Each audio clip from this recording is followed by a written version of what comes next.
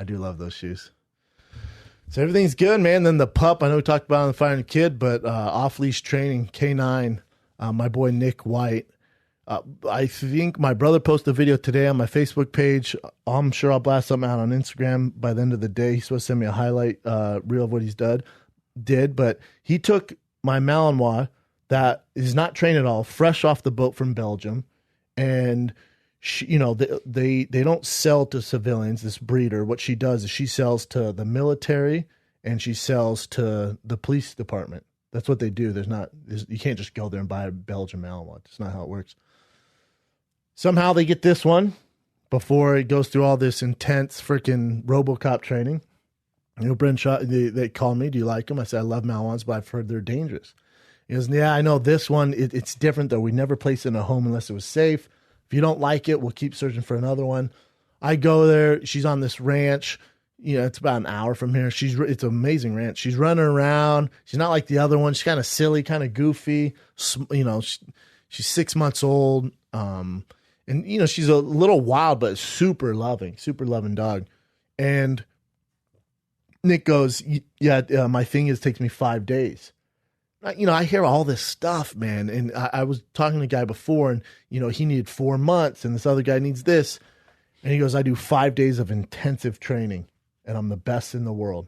I said, all right, man, let's give it a shot. And I did some research on him. And, he's actually, if you look, he's legit one of the biggest in the world. It's like fucking the Dog Whisperer and him. And he's done like Ryan Reynolds dogs and, you look at his list and it's nuts.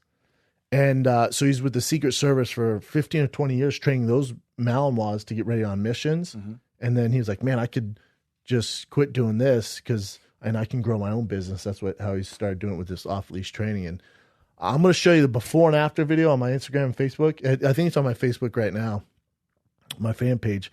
And it is crazy, man. I don't know how he does it. Brian thought I was bullshitting. Brian's like, no, those are two different dogs. Why would it be two different dogs? Look at them. They look exactly the same. No one can do that. I'm like, dude, I get it. I don't believe it. I didn't believe it either, but I'm telling you, this is like his thing. This is what he does. Yeah.